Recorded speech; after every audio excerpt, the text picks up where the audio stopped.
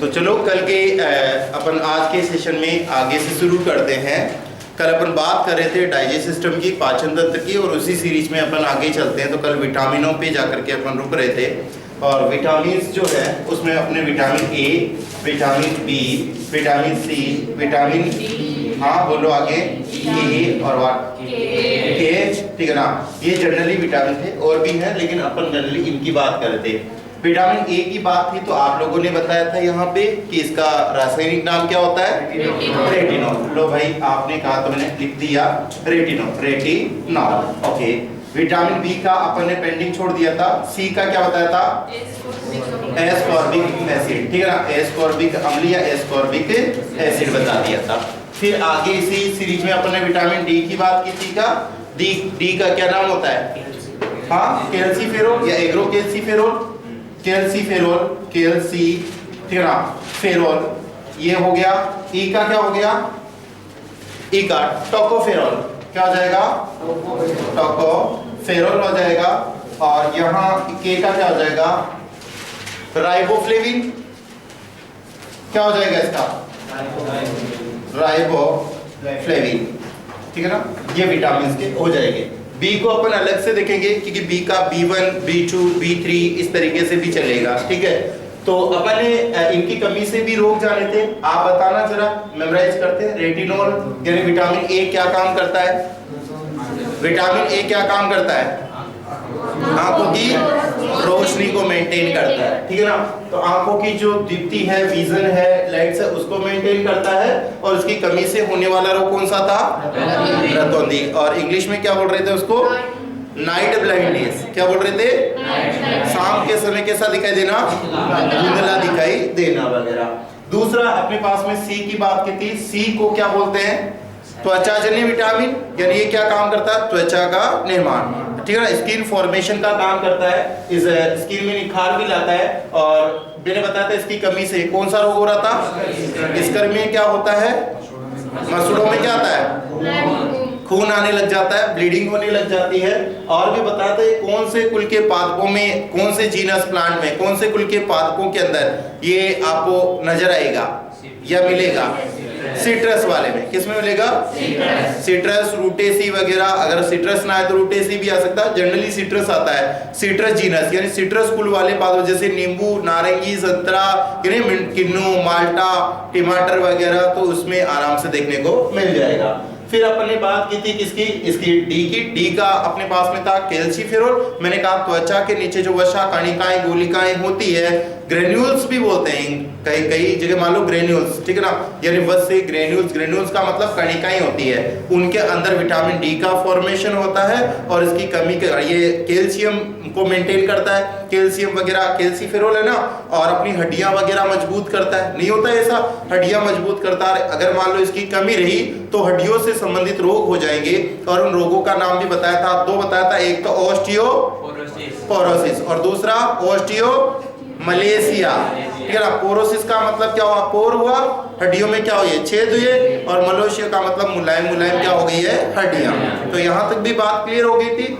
अब आगे की अपन बात करते हैं नेक्स्ट इसके बारे में। फिर था विटामिन कौन सा, ई को जनरल विटामिन भी बोलते हैं। ये क्या होता है, जो युग्मक निर्माण, ठीक है ना, मैं यूं कह सकता हूं, युग्मक, इसका जो कार्य है वो क्या हो जाएगा, युग्मक निर्माण का बड़ा इंपॉर्टेंट है आपके फ्यूचर की दृष्टि से, ठीक है ना, कि ये इसका काम क्या होता है, युग्मक निर्माण का। विटामिन ई का मूलभूत जो कार्य होता है, हालांकि त्वचा में भी सहयोग करता है, बट इसके अलावा भी इसका जो काम होता है वो क्या होता है, गैमेट फॉर्मेशन, युग्मक समझते हो ना, शुक्राणु और अंडाणु, इनके निर्माण का काम होता है विटामिन किसका, ई का, ठीक है ना। तो इसको अपन दूसरा नाम बोल सकते हैं, इनका सबका अलग अलग नाम है। जैसे आंखों वाला विटामिन बोल सकते हैं, ठीक है ना, शरीर की मजबूती वाला बोल सकते हैं, त्वचाजन्य विटामिन बोल सकते हैं, हड्डियों वाला विटामिन बोल सकते हैं। तो इसे जनरल विटामिन बोल सकते हैं। इसको क्या बोल सकते हैं, जनरल विटामिन। जनरल विटामिन बोल सकते हैं, यानी ये रिप्रोडक्शन सिस्टम को स्ट्रॉन्ग करने के लिए काम में आता है। तो आप लोगों को इसका रिवर्स यानी इसकी कमी से क्या हो जाएगी, नपुंसकता या बांझपन, क्योंकि जिनमें युग्मक नहीं बनेंगे तो वो संतान प्राप्त नहीं कर सकते, संतान पैदा नहीं कर सकते, और संतान पैदा नहीं कर सकते तो ऐसे पुरुष तो कहलाते हैं नपुंसक और स्त्रियां क्या कहलाती है, बांझ कहलाती है। तो इसे जनरल विटामिन बोल दिया, और इसकी कमी से क्या आ जाएगा, या तो लिख सकते हो नपुंसकता, नपुंसकता इंग्लिश मीडियम वाले नहीं है ना आज इस बैच में, उनका भी चलेगी, ठीक है ना। स्टेरिलिटी बोलते हैं इंग्लिश में, इसको क्या बोलते हैं, स्टेरिलिटी, बंध्यता बोलते हैं। तो नपुंसकता लिख देता हूं, ये पुरुषों में होता है, पुरुषों में जो पुरुष संतान पैदा नहीं कर सकते उनको क्या बोलते हैं, नपुंसक, इस गुण को बोलते हैं स्टेरिलिटी, नपुंसकता, और जो माताएं होती है उनको क्या बोलते हैं, बांझपन। तो मैंने लिख दिया नपुंसकता और बांझपन, ऐसी चीजें देखने को मिल जाएगी। ओके, फिर अपनी बात हो रही थी विटामिन के की, के को अपन बोल रहे थे राइबोफ्लेविन,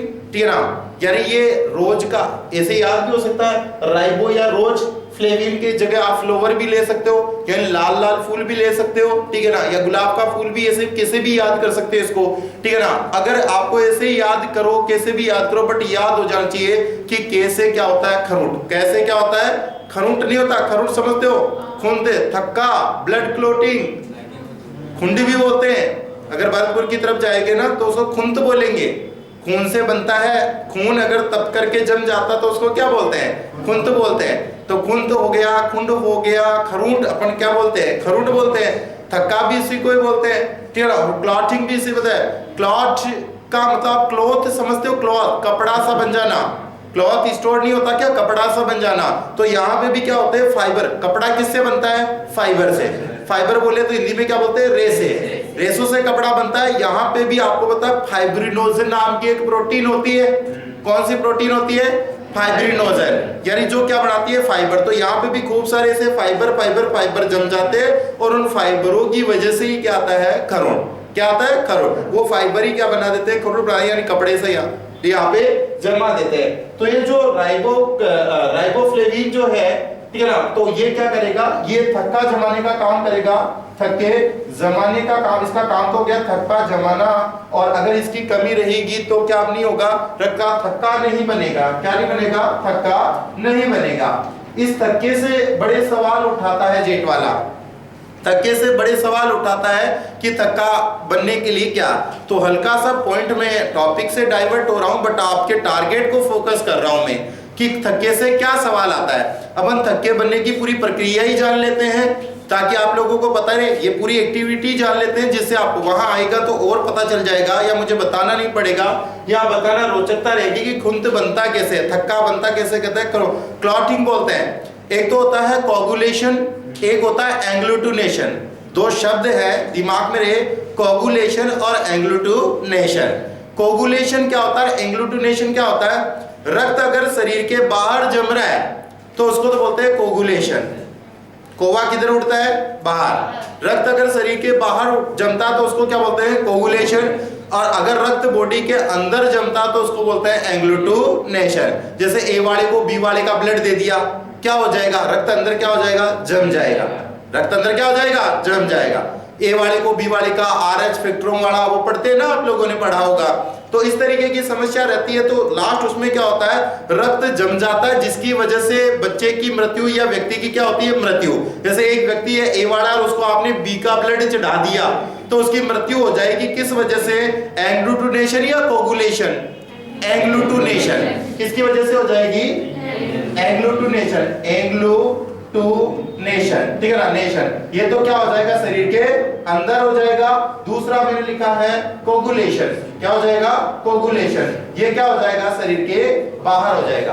और आउट ऑफ बॉडी अगर थक्का बना तो ये क्या हो जाएगा, कोगुलेशन, और अंदर हुआ तो ये। तो ये दो टर्मिनोलॉजी भी याद होनी चाहिए। ऐसी टर्मिनोलॉजियां बहुत सारी आती है, इससे रिलेटेड भी एक सीधी सी टर्मिनोलॉजी है, मुझे वो भी याद आती है, आप लोगों को लगे आती बताता हूँ। स्नायु और कंडरा से सवाल आते हैं, स्नायु और कंडरा, जानते हो, स्नायु और लिगामेंट, टेंडन, कंडरा, ऐसे नाम सुने हैं क्या? ये सीधा ही सवाल आता है, सीधा है, ट्रिकली है, मैं बता भी देता हूँ, आएगा तो और भी आ जाएगा, क्योंकि ये दो शब्द है ना, वो भी दो ही शब्द है, एक तो है लिगामेंट, एक तो क्या है, लिगामेंट। और दूसरा कौन सा होता है? टेंडन। कौन सा होता है? टेंडन। लिगामेंट और टेंडन दो चीजें हो गई। लिगामेंट को तो बोलते हैं स्नायु, ठीक है ना, इसको तो क्या बोलते हैं हिंदी में? स्नायु। और इसको टेंडन को क्या बोलते हैं? कंडरा। क्या बोलते हैं? कंडरा। ये इंग्लिश टर्मिनोलॉजी है और ये इसकी हिंदी टर्मिनोलॉजी है। सीधा सवाल पूछता है जेट में, और आप पुराने पेपर उठा के देख लो, इन दोनों से सीधा सवाल पूछता है और अपन ही सीधा ही याद करेंगे, और याद करेंगे नहीं, क्योंकि याद करेंगे तो फिर भूल जाएंगे, तो अपन समझ ही लेते हैं, ठीक है ना। से क्या है यहाँ पे? स्नायु। से क्या होता है? समान। से क्या होता है? समान। और अगर ये दूसरा, तो दूसरा क्या हो जाएगा? असमान। दूसरा क्या हो जाएगा? असमान। से स्नायु, से क्या है? समान। याद रह जाएगा, बस आपका काम हो गया। यानी समान समान को जोड़ने वाले ये संयोजी उत्तक होते हैं, कनेक्टिव टिश्यू, यानी दो उत्तकों को जोड़ने वाले उत्तक को क्या बोलते हैं? संयोजी। संयोजन करना, जोड़ना। अरे दो चीजों को बांधते नहीं है क्या रस्सी वगैरह से? तो बांध रहे रस्सी को भी तो अपन बोल सकते हैं, वैसे ये दो उत्तकों को बांधते हैं। किन किन को बांधते हैं? यानी समान समान को बांधते हैं, यानी अस्थि को अस्थि से। अस्थि समझते हो क्या? अस्थि को अस्थि से, ठीक है ना। कौन जोड़ता है? कौन जोड़ता है? स्नायु या लिगामेंट। और अस्थि को अस्थि से, पेशी को पेशी से, भी को पेशी को पेशी से कौन जोड़ता है? स्नायु। कौन जोड़ता है? स्नायु। बट अस्थि को पेशी से कौन जोड़ेगा? अस्थि को किससे? पेशी से कौन जोड़ेगा बेटा? कंडरा। ये सीधा सवाल आता है, बच्चे दिमाग लगा टिश्यू टिश्यू पढ़ पढ़ के पूरे बावड़े हो जाते हैं, और अगले वाला पूछना क्या है? यहाँ से सीधा सवाल उठा रहा है, एक बार नहीं बहुत सी बार उठा रहा है। कॉन्सेप्ट क्लियर होने चाहिए, और याद करने की कोई लफड़ा है क्या इसमें? अरे किसी को याद करना पड़ेगा, यस या नो? ठीक है ना, आपको याद करने की जरूरत नहीं है। से समान, स्नायु, समान समान से वो स्नायु है, और बिन से वो कौन सा हो जाएगा? आपके टेंडन हो जाएगा। क्या हो जाएगा? टेंडन। चलो अपन थक्के पे फोकस कर रहे थे, थक्के में और क्या चाहिए वो भी अपन बात कर लेते हैं। जब आपके चोट वोट लग जाती है, थक्के से क्यों क्वेश्चन बनता है? क्योंकि थक्का बहुत सारे टॉपिकों को टच कर रहा है। थक्का ब्लड को टच कर रहा है, थक्का जेनेटिकली डिजीज हीमोफीलिया को टच कर रहा है। याद है हीमोफीलिया का?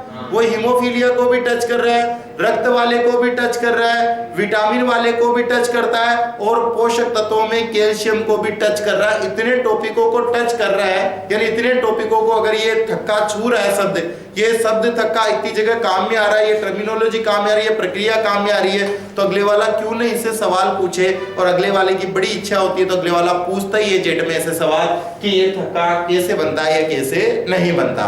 तो आप लोगों को पता होना चाहिए होता क्या है। जब भी आपके सिंपली अपन थक्के जमने की प्रक्रिया पे पूरा डिस्क्राइब भी करते हैं, इसको पूरा डिटेल से जानते हैं। वैसे आपको बचपन से लेके अभी तक कभी न कभी तो आप चोटिल हुए हैं। चोटिल का मतलब चोटी रखना नहीं होता, चोटिल का मतलब होता है आपके कभी न कभी वाउंड हुआ है, घाव हुआ है, यानी चोट पहुंची है, और ब्लीडिंग भी हुई है, यानी खून भी निकला है। भाई ब्लड सिक्रेशन तो वही है ना, रक्त का रिसाव या स्त्राव तो वही है ना। और कुछ समय बाद में क्या जम गया था? वहां पे थक्का जम गया था, या ब्लड आना बंद हो गया था। तो ब्लड आना बंद हो गया था, उसमें महत्वपूर्ण भूमिका किसने निभाई? वही अपन जानते हैं। होता क्या है कि अपने आरबीसी, डब्ल्यूबीसी, प्लेटलेट्स नाम सुना होगा। प्लेटलेट्स को जानते हो? बिंबाणु या पट्टिकाणु, ठीक है ना। बिंबाणु या क्या बोलते हैं? पट्टिकाणु। जो आरबीसी, डब्ल्यूबीसी और प्लेटलेट्स तीसरे नंबर के जो पट्टिकाणु होती है, उनका काम क्या होता है? थक्का जमाने का। तो एक तो पट्टिकाणु ने मदद की है, ठीक है ना। एक तो पट्टिकाणु का दूसरा नाम क्या होता है? एक तो उनको देखो, आरबीसी आपने नाम सुना है, आरबीसी, डब्ल्यूबीसी भी सुना होगा, तीसरा प्लेटलेट्स भी सुना है ना। अरे सुना सा है कि सुना सा है? प्लेटलेट्स, ठीक है ना। प्लेटलेट्स हो गया, इसको क्या बोल सकते हैं? बिंबाणु। क्या बोल सकते हैं? बिंबाणु बोल सकते हैं। कैसे लिखूं? बिंबाणु, ठीक है ना। बिंबाणु हो गया, और इसका और भी नाम है, जैसे आरबीसी का रासायनिक नाम होता है इरिथ्रोसाइट, याद आता है? इसको क्या बोलते हैं? और डब्ल्यूबीसी को ल्यूकोसाइट। डब्ल्यूबीसी को क्या बोलते हैं? ल्यूकोसाइट। और इस प्लेटलेट्स का दूसरा नाम होता है थ्रोम्बोसाइट। क्या होता है बेटा? थ्रोम्बोसाइट होता है, थ्रोम्बोसाइट। तो ये भी थक्का जमाने के लिए जिम्मेदार होती है। साइट का मतलब तो पीछे लगा हो तो कोशिका है, और थ्रोम्बो का मतलब थांबा करना। चेन्नई एक्सप्रेस में देखा, थांबा करना। थांबा का मतलब रोकना, ठीक है ना। तो यहाँ पे थ्रोम्बोसाइट है, यानी ये क्या कर रही है, थांबा कर रही है, थांबा मतलब थमा रही है, ठीक है, थम जा थोड़ा सी, थम जा मतलब रुक जा, तो ये थाम रही है कोशिकाएं किसको, ब्लड सिक्रेशन को, ठीक है ना, ब्लड सिक्रेशन को ये थाम रही है, ठीक है, थ्रोम्बोसाइट्स वाली। तो आप लोगों को पता होना चाहिए, एक तो प्लेटलेट्स महत्वपूर्ण भूमिका निभाएगी थक्का बनाने में, और दूसरा थक्का बनाने में कौन, विटामिन के हो गया, विटामिन कौन सा हो गया, के हो गया, और पोषक तत्वों में जाएंगे तो कैल्शियम प्लस प्लस, ठीक है ना। यहाँ पे कैल्शियम भी महत्वपूर्ण भूमिका निभाएगा, यानी आपके थक्का जमाने के लिए अगर आपके घाव हो गया तो आपको दूध भी पीना पड़ेगा, और ज्यादा कमी रही तो विटामिन के भी, और आपके, और अगर आपके थक्का नहीं बना, जनरली थक्का बनता कितने मिनट में ये भी पता होना चाहिए, कितने मिनट में बन जाता है, 3 से 5 मिनट में थक्का कितने मिनट में बन जाता है, 3 से 5 मिनट में थक्का बन जाए, और आपके इनकी कोई कमी है, इनकी अगर प्रॉपर्ली अवेलेबिलिटी नहीं है, इनमें कोई कमी नजर आ रही है, तो फिर हो सकता है आपको 20, 25, 30 मिनट बन लग जाए। अगर 30 मिनट में ही अगर आपके थक्का नहीं बना है तो इसका मतलब आप कौन से रोग से ग्रसित है, कौन से रोग से ग्रसित है बेटा, हीमोफीलिया से, यानी आपका सीधा है कि आप हीमोफीलिया से ग्रसित है, ठीक है ना, सीधा है कि आप कौन से डी से इन्फेक्टेड, आप हीमोफीलिया से, ठीक है ना। और हीमोफीलिया की अगर अपन बात करें तो हीमोफीलिया एक प्रकार का आनुवंशिक रोग होता है, और मैं तो कहता हूं आपके किसी के हीमोफीलिया नहीं है, आप टेंशन मतलब कि कल मेरे थक्का नहीं जमे तो मैं क्या हीमोफीलिया से ग्रसित होऊंगा, क्योंकि हीमोफीलिया के अगर जीवित देखा जाए तो या तो मिलेंगे वाहक और या मिलेंगे स्वस्थ, रोगी जीवित नहीं रहते हैं, ठीक है ना, रोगी जीवित रहते हैं, तो आपको इतनी तो टेंशन मुक्त हो सकते हो आप कि आप में से कोई हीमोफीलिया का पेशेंट तो नहीं है। और पुरुषों के लिए और भी कॉन्फिडेंट वाली बात है कि पुरुष या तो होता है ग्रसित और या होता है स्वस्थ। वाहक कौन होती है, मादाएं, मादाएं वाहक हो सकती है, ठीक है ना। तो मादाओं को टेंशन लेने की आवश्यकता है फीमेल्स को कि या तो क्या हो सकती है वाहक, या क्या हो सकती है स्वस्थ। रोगी तो कोई है नहीं क्लास में भाई, रोगी तो कोई यही नहीं ना, और पुरुष आराम से नींद ले सकते हैं, घोड़े बेच के सो सकते हैं, क्योंकि उनमें कोई रोगी है नहीं, वाहक वो होते नहीं है, और वाहक भी कौन होती है, मादाएं। रीजन क्या है, कारण पूछा जाता है अक्ष सहलग्न रोग, अक्ष संलग्न रोग, जहां आएगा वहां अपन डिटेल से बात करेंगे, ये तो मैंने हल्की फुल्की बता दी ताकि आप लोगों को कोई दिक्कत ना रहे वगैरह। तो ये चीज आपके समझ में आई वगैरह, हटा दूं क्या इसको। अब विटामिन बी का अपन बात करते हैं, B1, B2, B3 वगैरह सबका। आप ये लिखा था क्या आपने कल, नहीं लिखा था तो लिख लो, मैं लिखा रहा हूं आप लोगों को, स्टेप बाय स्टेप लिख लो सबका। विटामिन ए का तो लिख लिया क्या, लिखो जल्दी से। विटामिन ए, और विटामिन ए को क्या बोलते हैं, रेटिनॉल। विटामिन ए को क्या बोलते हैं, रेटिनॉल। विटामिन ए को क्या बोलते हैं, रेटिनॉल। अणुसूत्र याद नहीं करना पर पता होना चाहिए। C20H30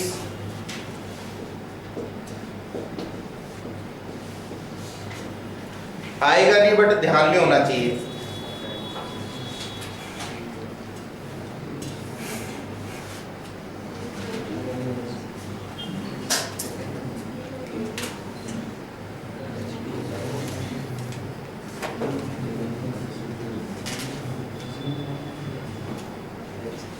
तो लिख लिया, रोग तो लिखे हुए होंगे ना आपने, नहीं लिखे थे क्या। जीरोप्थेलेमिया, एक जीरोप्थेलेमिया डिजीज और होती है, वो भी लिख लेना, जीरोप्थेलेमिया और रतौंधी। जीरोप्थेलेमिया,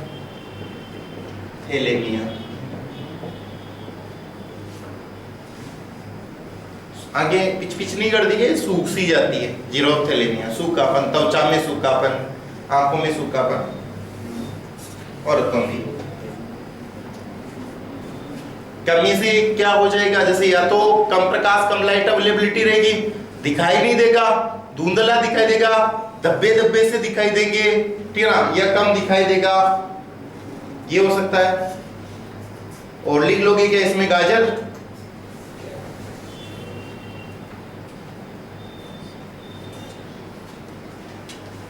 B1 B1 क्या नाम होता है इसका? B1 को क्या बोलते हैं? B1 को थायमीन, थायमीन स्पीड लिखिए थायमीन।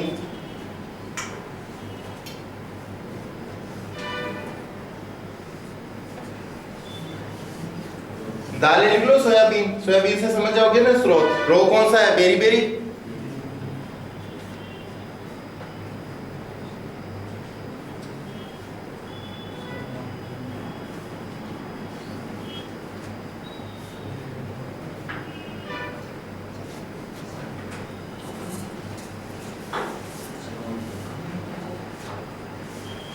और ये राइबोफ्लेविन फाइलोक्विनोन है।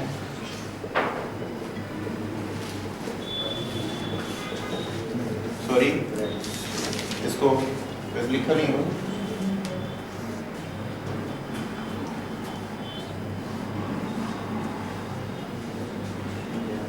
ध्यान नहीं दे पाए।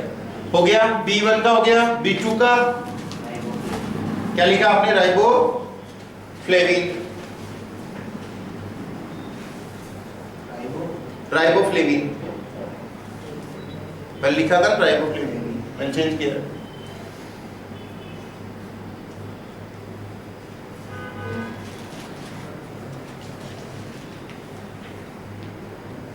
रोग बताऊं? समझो, किलोसिस जानते हो? किलोसिस प्रॉब्लम जानते हो क्या? B2 के क्या होती है? किलोसिस। क्योंकि B2 से क्या हो जाता है? B2 के क्या फट जाते हैं? होठ यहाँ से। कभी नहीं फटे क्या? घर वाले बोलते हैं क्या ऊंट लग गई, झूठा खा लिया वगैरह, ऐसा नहीं होता? यहाँ से होठों के किनारे जो फट जाते हैं वगैरह, होठ और मुंह के किनारे फटना। किलोसिस के अंदर क्या होता है? होठ जो रहते हैं, लिप्स वगैरह, यहाँ से नहीं होता क्या? कभी हुए होगा कि किसी के साथ खाना खा लिया उसकी वजह से हो गया, यहाँ से किनारे जो फट जाते हैं, उसको होती है किलोसिस। किसके होती है किलोसिस? B2 के। किसके होती है?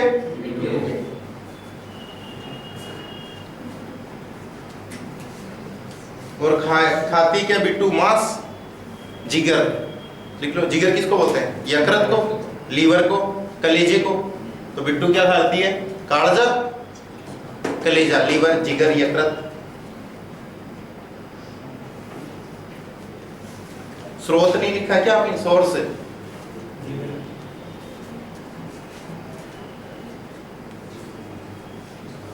B6 लिख लो, पायरिडॉक्सिन।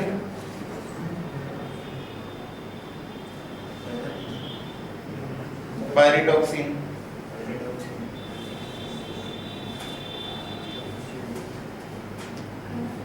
B5 भी होता ना, पेंटेथिलीन।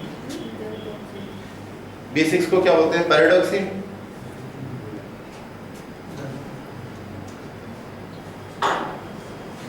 और सिक्सर मारने के बाद में नींद किसको आती है? नींद नहीं आती है, नींद ना आना कमी की वजह से।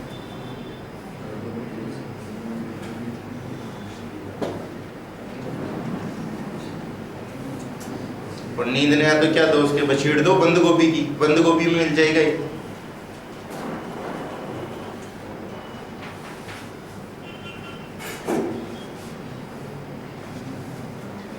B12 जानते हो? साइनोकोबालेमिन, बात की थी ना अपन ने।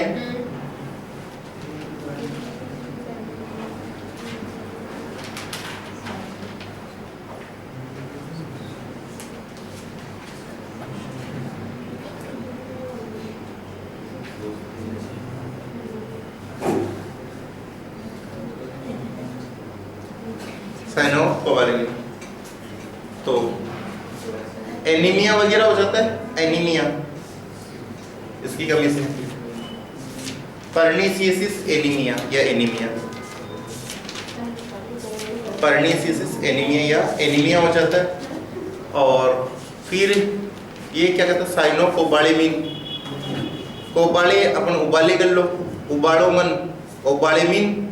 मीनियन क्या होती है? मछली, ठीक है ना? तो मछली वगैरह को उबाल के क्या खाते हैं? अंडा उबाल के खाते हैं, मछली उबाल के खाते हैं, यकृत उबाल के खाते हैं, पनीर उबाल के खाते हैं। लिख लो, ये सोर्स है इसका। साइनोकोबालेमिन का सबसे अच्छा सोर्स तो मैंने बताया था दही।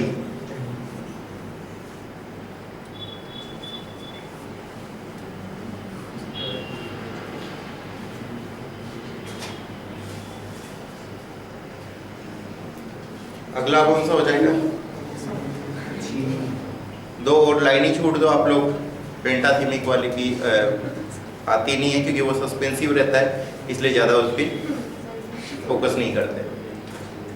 फिर लिखो सीधा ही विटामिन सी लिख लो, ए स्कोर भी कम लिखा हुआ होगा आप लोगों के। रोग तो जानते हो, इसका भी मसूड़ों से खून आना, त्वचा जन्य है क्या ये? तो इसका मतलब घाव भी देरी से ही भरेगा। मैंने खून रोकने के लिए, देखो शब्द देखो, एक तो घाव भरना, अरे खून रुकना। खून रुकने के लिए तो कौन सा है? के। और घाव भरने के लिए, घाव भरने के लिए त्वचा जन्य मतलब त्वचा का निर्माण करने वाला कौन सा है? सी। घाव भरना लिख लेना, बड़ा कंफ्यूज करते, बोले घाव का नाम आ गया ना सर ने कहा घाव तो हुआ ही है, तो इसका मतलब की कर देते हैं। घाव भरने मतलब घाव का, घाव समझते हो ना, बाउंडिंग। अरे यहाँ से कभी गांव में ऐसे बांदर की तरह डोल रहे होंगे गली गली में, गांव से आता है, ठीक है ना, उकी उकी करता हो, या कोई भी जैसे वहा हुआ वो करता नहीं आता, गंडगड़ा कुत्ता, और पीछे से आता है भाई साहब -6 इंच कर देता है, आधा किलो 500 ग्राम माइनस बॉडी वेट में से इतना निकाल के ले जाता है, ठीक है ना, एक बिलांद का यहाँ से, और वो निकालता भी कितनी सॉफ्ट जगह से पता होगा, ठीक है ना। और गांव वाले तो हदे पार कर देते उस समय, क्या करते, किसी डोगरी बात बोले मिर्ची दाब दो, ठीक है ना, ऊपर से गांव पर ट्रीट करते भाई साहब, ठीक है ना, कि भाई अगर इसके ऐसा हो गया -6 इंच, ठीक है ना, -500 ग्राम बॉडी वेट में से, और भाई बड़ी सॉफ्ट जगह से ले जाता है, पता ही नहीं चलता, ठीक है ना। तो फिर गांव वाले क्या करते हैं उसके अंदर, बोले कि इस घाव को, हालांकि उसे नीट एंड क्लीन करना चाहिए, लेकिन पुराने जमाने में उनसे क्या करते, बोले वो भी कौन सी, लाल सूखी मिर्ची, फ्राइड की हुई नहीं, फ्राइड में तो पता नहीं उसकी जलन कम हो जाए, बोले पटको इसको आटा और भाई के लगा दो, भाई बारे घरे बोले छोटे गिरी तो हाथ पैर पकड़ लेंगे ना उसके, ठीक है ना, मौके पे चौका वो भी मारेंगे, तो ऐसा भी हो जाता है। और उससे डिजीज कौन सी होती है, जो वायरस, टिटनेस नहीं होता भाई साहब, क्या, रेबीज, गंडगड़ा काटता तो कौन सी फिर डिजीज होती, और रेबीज से वायरस रेबडो, राबड़ी वाला वायरस, फिर राबड़ी का रेबडो वायरस, वायरस का क्या नाम है, और रेबीज डिजीज कौन सी है, रेबी गंडगड़े की लार में होती है ना, कुत्ते की लार में पाई जाती है वगैरह, तो थोड़ा सा वो भी मेजरमेंट ध्यान में रखो। सी को लिखा ना, तो सी के C6 H8 और O6, C6 H8 और O6 अनुसूत्र एक बार जेड में पूछ लिया था, ऐसे ही मजाक कर लिया था उसने, C6 H8 और O6 अनुसूत्र कोई नहीं पढ़ के जा रहा।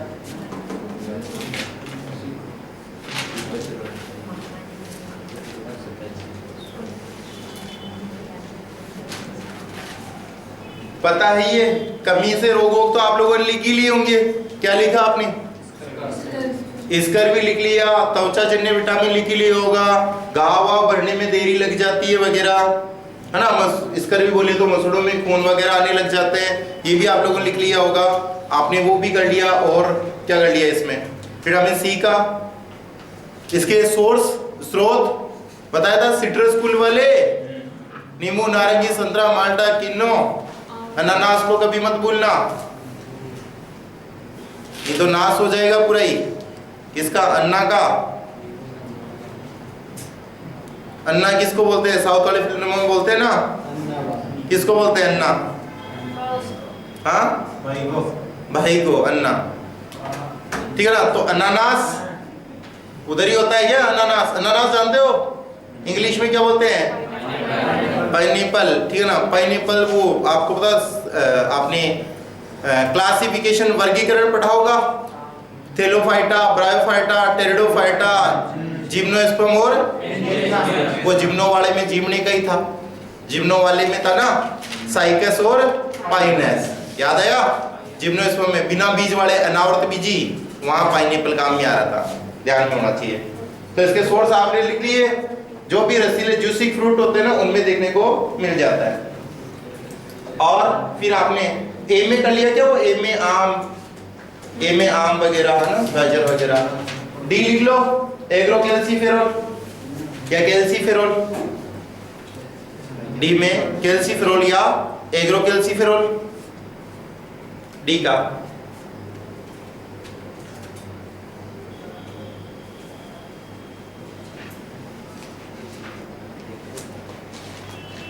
उसमें भी यही है, वो ये दूध में ले लो, मछली वगैरह, लीवर वगैरह, अंडा, मांस, मछली, यही आगे मांसाहारी सब। रोग एक ही बच्चों का अपन ने छोड़ दिया था ना, रिकेट्स फेमस भी है,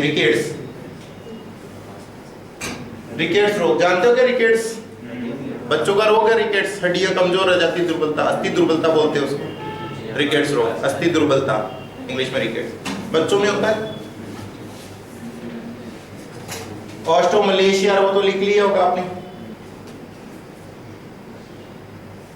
या फिर जोड़ों में सूजन भी हो जाती है और ये भी हो जाता है, आपके दांतों में कुछ दांतों की प्रॉब्लम्स भी हो जाती है। विटामिन ई,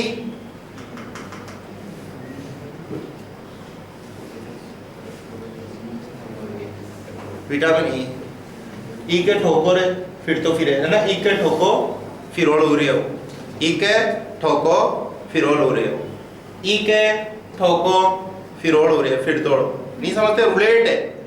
ई के ठोको फिरोल, इको, ई का नाम, इको का नाम है इको ठोको फिरोल, ई के ठोको फिर तोड़, ठीक है ना। इको क्या है, ई का क्या है, ठोको फिरोल, ठोको फिरोल।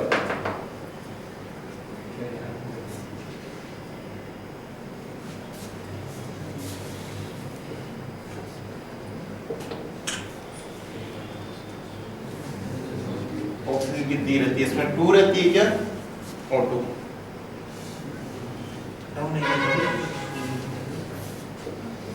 29 C 29 H 50 O 2।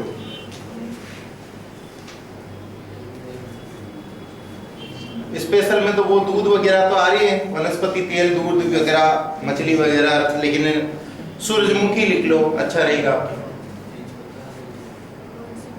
सूरजमुखी ई का सोर्स क्या रहेगा, सूरजमुखी सनफ्लावर जानते हो क्या, बीज खाते हैं ना लोग बाग।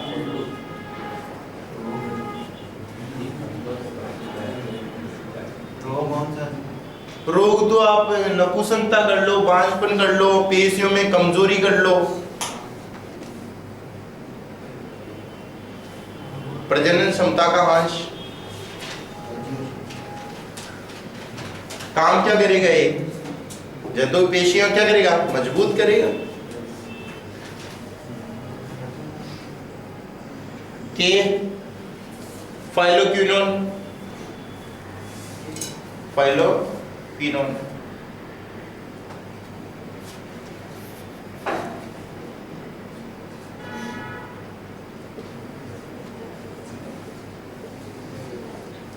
C31 H46 और ऑटो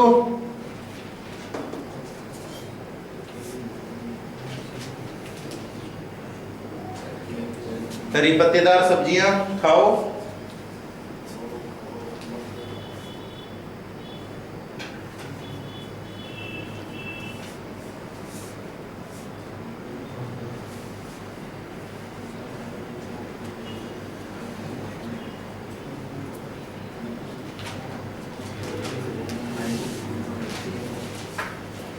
ये लिख लिया आप लोगों ने। और अब आपसे इनसे विटामिनों से और का क्वेश्चन पूछा जाता है, कि विटामिन घुलनशीलता के आधार पर विटामिन के प्रकार, ये ना, विलयशीलता, सोलिबिलिटी,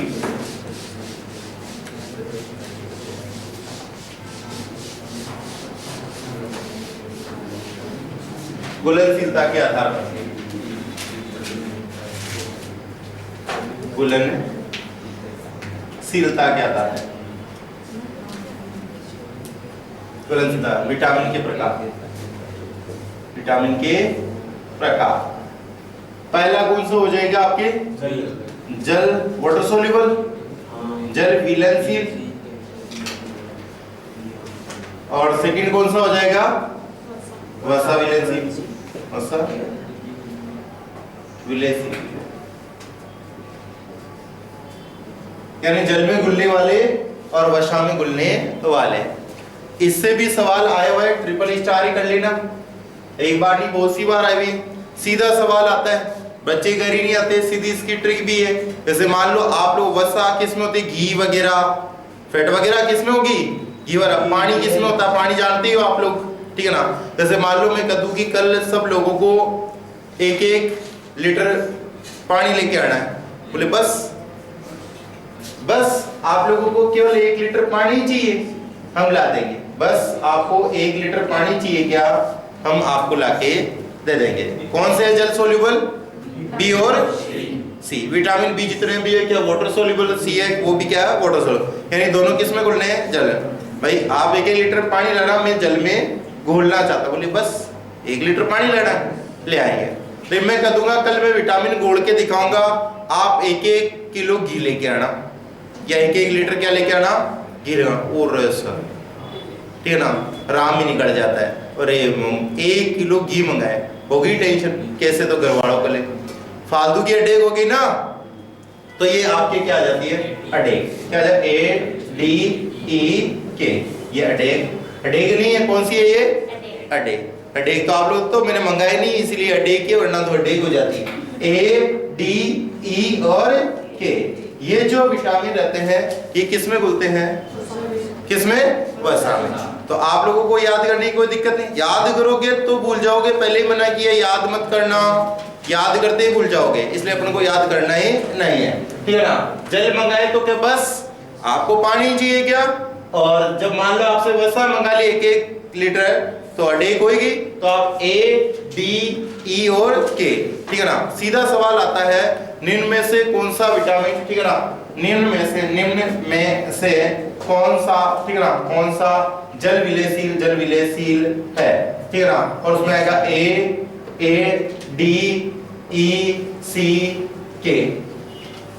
कौन सा जाएगा? कौन सा जाएगा? सी। क्वेश्चन उल्टा भी आ सकता है, ठीक है ना। निम्न में से कौन सा जल विलेयशील नहीं है, ठीक है ना। विटामिन A, B और E, D, A, K। गलत हो गया सर, क्वेश्चन ही पूरा का पूरा ही चेंज कर दिया। ऑप्शन में 2-2, 3-3 मल्टीपल चॉइस, ज्यादा ही चॉइस हो गई, ठीक है ना। निम्न में से कौन सा, क्वेश्चन तो पढ़ पा रहे हो ना, निम्न में से कौन सा जल विलेयशील नहीं है, ठीक है ना, नहीं है, समझ लेते हो, ठीक है। भावनाओं की कदर करते हैं, ठीक है ना। नहीं है तो इसमें आ गया, मान लो जल विलेयशील नहीं है तो उसमें आ गया A, B, ठीक है ना, C और G। कौन सा जाएगा? हाँ, ये पहला है, ये दूसरा है। A, B, C मत करो मुझे, ये चौथा है। ऑप्शन को टिक करो।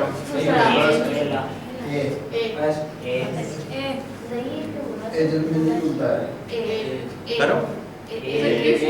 जो निम्न में से कौन सा विटामिन जल विलेयशील नहीं है? विटामिन A, B, C और G, है ना। जो A के पक्ष में वो हाथ खड़े करो,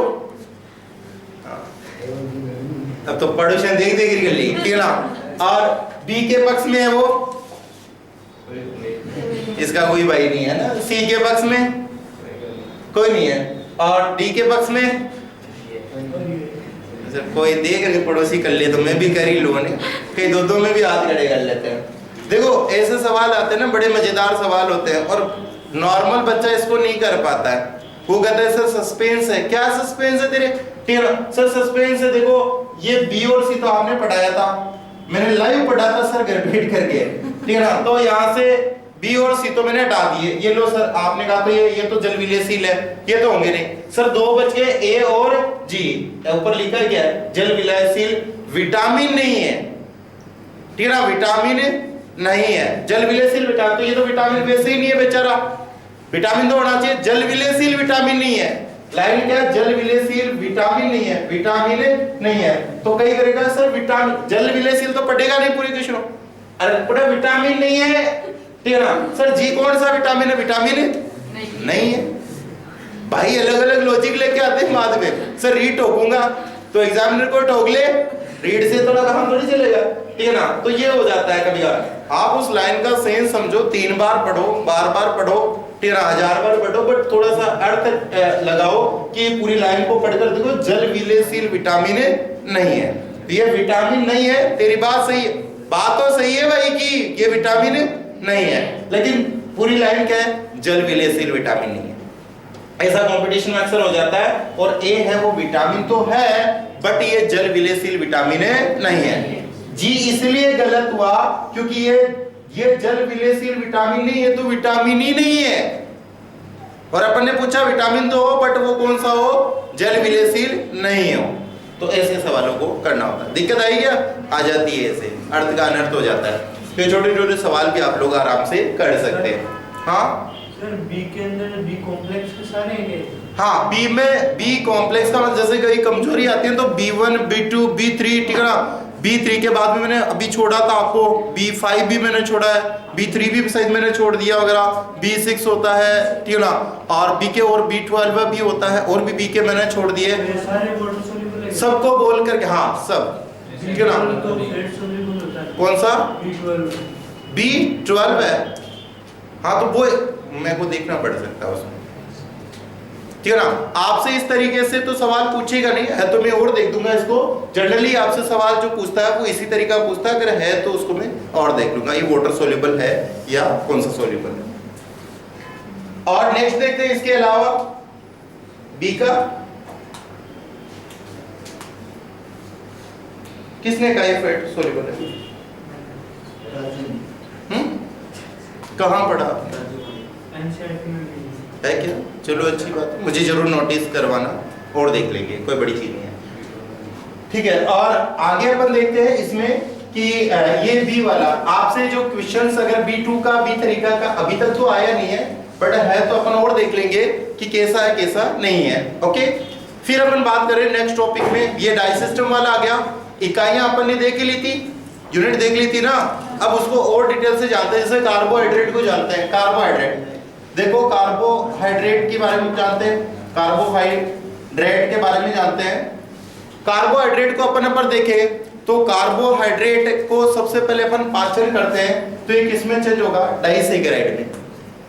ये एक प्रकार का सेकेराइड समझते हो, शुगर कल परसों अपन ने बात की थी। एक तो होता है मोनोसेकेराइड, एक होता है डाइसेकेराइड, तीसरा होता है कौन सा, डाइसेकेराइड को ओलिगो नाम सुना है, ओलिगोसेकेराइड। एक होता है पॉलीसेकेराइड, ऐसे नाम नहीं सुने क्या, ऐसे करते हैं ना केमिस्ट्री वाले, मोनोसेकेराइड, ठीक है ना, डाइसेकेराइड, डाई, ओलिगो, ठीक है ना, ओलिगो, और फिर कौन सा होता है पॉलीसेकेराइड। सबके आगे क्या लगा जाता है, सेकेराइड। मोनो का मतलब कौन सा, एकल शर्करा वाले, यानी जिसमें एक ही शुगर हो, एक ही शर्करा हो, तो वो क्या हो जाएंगे, मोनोसेकेराइड। 2 वाले को क्या बोलते हैं, और 3 से 10 वाले को, 3 से लेकर 10 वाले को क्या बोलते हैं, ओलिगो। क्या बोलते हैं, और 10 प्लस वाले को क्या बोलेंगे, 10 से अधिक शर्करा हो तो उसको क्या बोलते हैं, पॉलीसेकेराइड। क्या बोलते हैं, यानी एक अगर शर्करा है तो मोनोसेकेराइड, 2 है तो वो कौन सा है, डाई। अब आपसे पूछा जाएगा कि पेंटासेकेराइड किस में रखा जाएगा, किसमें, भाई इसके ट्राइसेकेराइड, टेट्रासेकेराइड, पेंट, हेक्स, हेप्टोक, नॉन, ऐसे बोलते हैं क्या, केमिस्ट्री आती नहीं है मुझे बट ऐसे बोलते हैं, वो सब किस में आ जाएंगे, ओलिगो में। और लास्ट वाला 10 प्लस वाला कौन सा जाएगा, पॉलीसेकेराइड। कौन सा जाएगा, पॉलीसेकेराइड आ जाएगा, ठीक है। तो यहाँ किसी तरीके की कोई दिक्कत नहीं होनी चाहिए। तो कार्बोहाइड्रेट जनरली अपन जैसे ही लोग खाते हैं तो मुंह में इसका 20 से 20%, लगभग 20% इसका जो पाचन है, डाइजेशन है, वो किस में हो जाता है, माउथ बक्कल कैविटी में, मुख गुहा में हो जाता है। मुख गुहा और मुख में फर्क है। मुंह कहाँ है आपका, यहाँ है या यहाँ है, ठीक है ना, यहाँ। ये जो अदर ओस्ट, ये ओस्ट वालों से होठों से गिरी हुई जो लाइन है यही मुख है, अंदर इसके चल जाएगा ना होठों के अंदर तो वो मुख गुहा है, बक्कल कैविटी जिसको अपन बोलते हैं। तो वहां पे 20% इसका पाचन हो जाता है। एट लास्ट ये धीरे धीरे टूट जाता है किसमें, डाइसेकेराइड में। क्या डाइसेकेराइड, अब आपसे 2-3 डाइसेकेराइड है जो इंपॉर्टेंट है, वो मैं वही पढ़ा रहा हूँ आप लोगों को, ठीक है। डिटेल से नहीं देख रहा है इसको, कौन कौन से। एक तो आप लोगों ने नाम सुना होगा माल्टोज का, माल्टोज नाम सुना है, लैक्टोज नाम सुना है, और आपने सुक्रोज भी नाम सुना होगा, तीनों नाम सुने हैं क्या? ये तीनों ही डाइसेकेराइड में आते हैं, सीधा ही क्वेश्चंस आता है। ये डाइसेकेराइड है और ये ओलिगो या एक पॉलीसेकेराइड है, ठीक है, कोई दिक्कत नहीं है। डाइसेकेराइड मतलब इनमें क्या है, दो दो शर्कराएं, इनमें क्या है, दो दो शर्कराएं, तो ये किस में रखे जाएंगे, डाइसेकेराइड। इन सब के अंदर एक एक ग्लूकोज है, एक एक क्या है इनमें, ग्लूकोज, यानी इसमें है ग्लूकोज, इसमें भी है ग्लूकोज और इसमें भी क्या है, ग्लूकोज, ठीक है ना। दो है तो फिर दूसरा कौन सा है, यही आप लोगों को जानना है। दूसरा कौन सा है वही आप लोगों को जानना है, वहीं से ही सवाल आते हैं। ओके, ये जो टॉपिक मैं ले रहा हूं डाइजेशन का ही है, बट इससे सवाल भी आते हैं। सुक्रो क्रो लगाओ ना, क्रो ये पूंछड़ा है ना ऐसा, इसके नीचे ऐसी पूंछड़ी है ना, तो सुक्रोज वाला के साथ में रहेगा फ्रक्टोज। कौन सा रहेगा, आगे पूंछड़ी। सुक्रोज किस किस से मिलकर बना होता है, ग्लूकोज प्लस, किससे मिलकर बना, ग्लूकोज प्लस दो को, यानी ये भी मोनोमर है, ये क्या है मोनोसेकेराइड, ये भी क्या है, कोई दिक्कत है क्या? ग्लूकोज भी क्या है मोनोसेकेराइड और फ्रक्टोज भी क्या है मोनोसेकेराइड। किसी को कोई दिक्कत आई क्या? मोनोसेकेराइड कैसे होते हैं, लो देखो थोड़ा, मोनोसेकेराइड ऐसे होते हैं, ठीक है ना। ये भी मोनोसेकेराइड है, ये भी क्या है मोनोसेकेराइड। इसमें ये लैक्टोज भी दो से बना हुआ है, इसीलिए इनको डाई बोला ना। इन तीनों को मैंने क्या बोला था, ये क्या है डाइसेकेराइड, क्या बोला हुआ इन तीनों को। तो इसमें दूसरा कौन सा है, लेक्टो, और लेक्टो के पीछे लगाते हैं गलेक्टो, क्या लगाते हैं, गलेक्टोज। लैक्टोज के पीछे क्या है, गलेक्टोज। लैक्टोज के पीछे क्या है, गलेक्टोज, यानी लैक्टोज के पीछे क्या है, गलेक्टोज। याद है, अरे इसमें लैक्टोज ही लिखा हुआ है, आगे क्या जुड़ा हुआ है, क्योंकि गैस से गाय वाला जुड़ा हुआ है, और गाय क्या देती है, दूध, और दूध में कौन सी शर्करा होती है। कोई दिक्कत आई क्या आप लोगों को, दूध में कौन सी शर्करा होती है, और गैस से क्या होती है, गाय, और गाय क्या देती है, दूध। तो लैक्टोज के आगे क्या गाय वाला जोड़ देना, पूरा में जोड़ देना, आता है ये क्या हो जाएगा लैक्टोज। तो ग्लूकोज प्लस लैक्टोज दोनों को मिलाने से क्या बनता है, लैक्टोज। लैक्टोज का दूसरा नाम होता है मिल्क शुगर, क्या बोलते हैं इसको, मिल्क शुगर। हिंदी बोले तो दूध वाली शर्करा, क्या बोलते हैं इसको, दुग्ध भी बोल सकते हैं, दूध को दुग्ध शर्करा भी इसको बोला जा सकता है। फ्रक्टोज को फल शर्करा बोलते हैं, फल से फल, फल से फ्रक्टोज, इसको फ्रूट शुगर, फल शर्करा भी बोल सकते हैं। इसे ग्रेप शुगर भी बोलते हैं, अंगूर, अंगूर, अंगूर शर्करा भी इसको बोला जा सकता है। फ्रूट्स के अंदर फल मीठे होने का कारण क्या, कौन सी शुगर है, सबसे छोटा रीजन देना पड़े तो कौन सा है, फलों में क्या होता है, फ्रक्टोज, फलों में क्या होता है। और मिल्क के अंदर लैक्टोज और लैक्टोज, मिल्क दूध से भी सवाल आते हैं, डरावने डरावने आते हैं। दूध में पीलापन पूछ लिया जाता है, दूध में पीलापन होता है, घी में भी पीलापन होता है। दूध में पीलापन का कारण क्या है, दूध में पीलापन का कारण, और घी में पीलापन का कारण, बस यही फंस गए आप लोग। अब आज वापस दूध पढ़ना तब पता चलेगा दूध में पीलापन का, आपने तो रट लिया, पढ़ा, किसी ने पढ़ाया आपको दूध में पीलापन का कारण कैरोटीन है, घी में जरूर पढ़ाया होगा, दूध में पढ़ाया हुआ। चलो आप देखना कि होता है या नहीं होता है। फिर आप लोग देखना नेक्स्ट, आपने दूध में, दूध का सफेद रंग का कारण तक पूछा हुआ है, कौन सी प्रोटीन होती है, और दूध में शर्करा भी पूछी जाती है, ठीक है ना। कौन सी शर्करा होती है, लैक्टोज।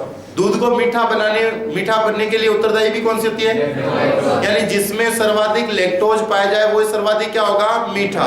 और सबसे मीठा दूध होता है मानव मादा का, ठीक है ना, उसमें होती है 8% की समथिंग, 7.5 से लेकर मतलब 7 से 8% की समथिंग होती है ये शर्करा। तो आप लोग ध्यान रखना। और सबसे मीठा दूध किसका होता है, और दूध में मीठेपन का कारण क्या होती है, शर्करा, ठीक है ना, यानी शुगर। नमकीन भी होता है क्या किसी का दूध, किसका होता है, ऊंट का नहीं, मादा ऊंट का या ऊंटनी का, ठीक है ना, क्या बोलते हैं उसको, सांड, हाँ सांडनी, हाँ। तो ये हो गया। अब ये बच गया भाई साहब, इसका तो मैं भूल ही गया, माल्टोज, माल्टोज में एक तो ग्लूकोज है, और क्या लगाऊं पीछे?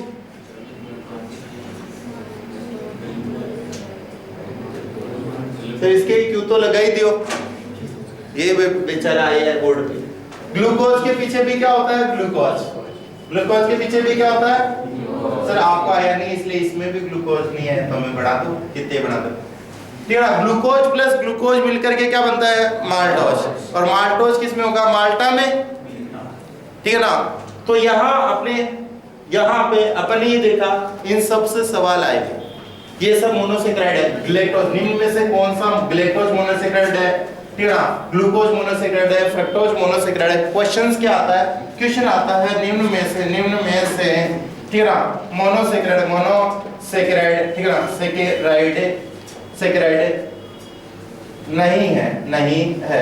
ये अगर सवाल आया, सवाल में फर्स्ट ऑप्शन में ही रहता है, ठीक है ना, कौन सा रहता है? माल्टोज, ठीक है ना, माल्टोज। 2 नंबर पे रहेगा लैक्टोज, ठीक है ना, लैक्टोज। और 3 पे फ्रक्टोज, और फिर रहेगा 4 पे सुक्रोज, ठीक है ना, सुक्रोज। ये रहेंगे, बताओ राइट आंसर जल्दी से कौन सा रहेगा? कौन सा रहेगा? निम्न में से कौन सा मोनोसेक्राइड नहीं है? क्या कौन सा नहीं है? जल्दी बोलो, 1 2 3 10 तक कितने में हो जाना चाहिए? कौन सा नहीं है? निम्न में से मोनोसेक्राइड नहीं है। हाँ सर, खूब सर इसमें राइट है सर। बोनस कर दो, बोनस लो, हटा दिया, अब कर लो।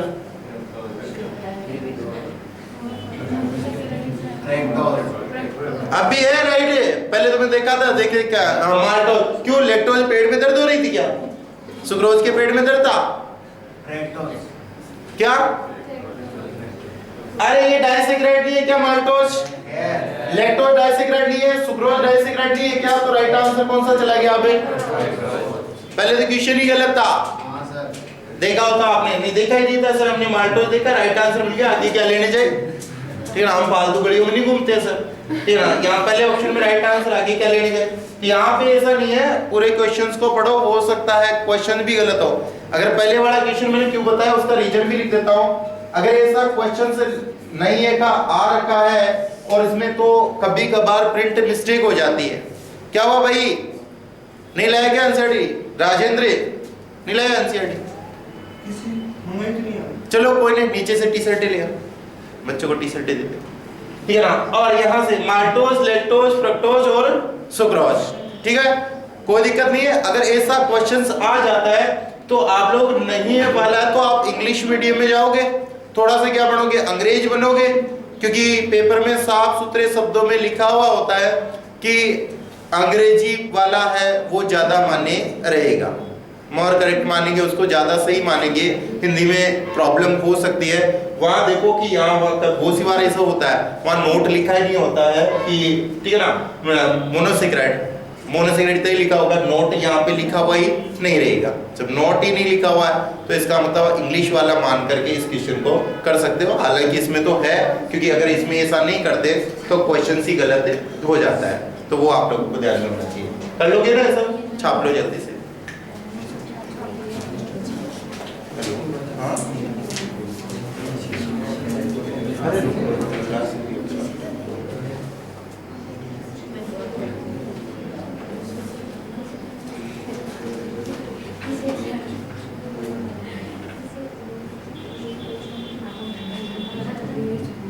हो गया क्या नोट?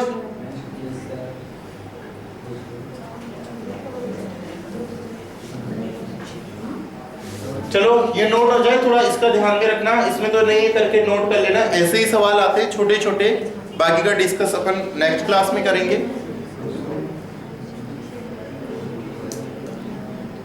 आज के लिए काफी केमिस्ट्री वाली क्लास।